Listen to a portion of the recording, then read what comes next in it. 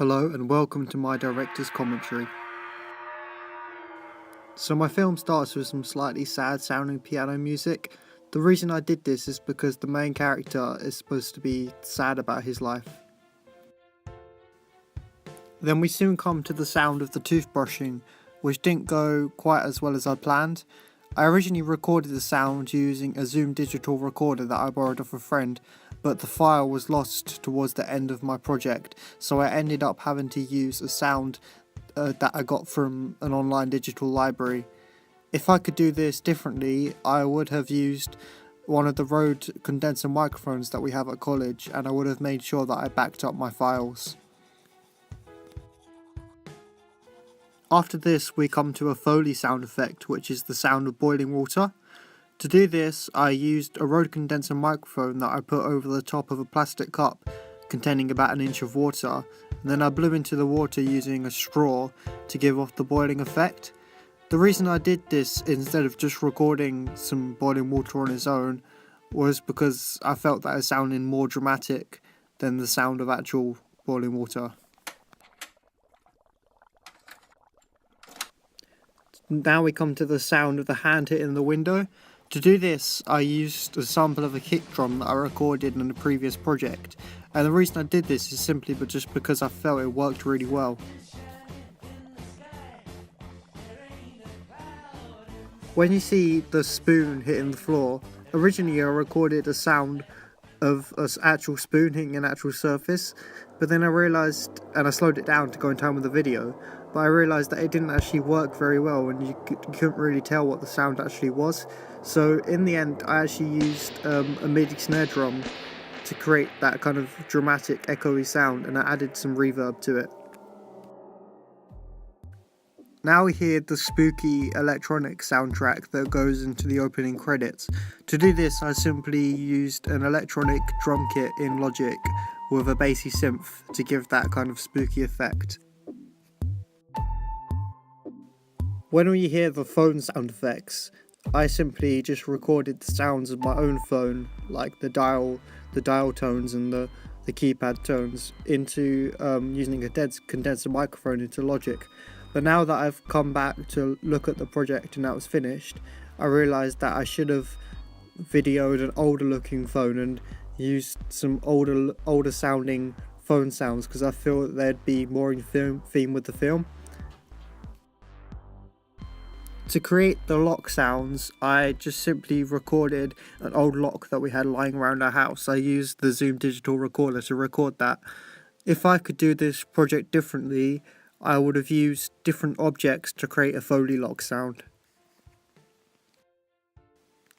When you hear the narration parts of the video, these aren't actually quite up to the quality that I was hoping for. I originally recorded them properly in college with a condenser microphone, but then towards the end of the project the file was lost, so I had to settle for using the built-in microphone on my computer, which has a much lower fidelity and a much smaller frequency response, so it doesn't sound quite as nice and clear as I was hoping, and there's a lot of background noise.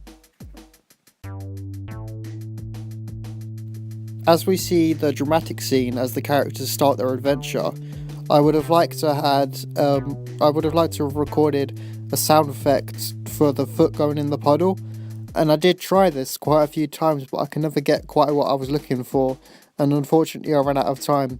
So if I would have done this project differently, I would have made sure that I'd given myself enough time to get the correct sound that I was looking for. When you see my character and Alex running down the stairs, you hear a horror score playing in the background. Towards the end of the film, you'll hear the same song again, but I've added some different note variations. I used an organ as the lead melody of this song because organs generally give off that eerie kind of film music feel to them.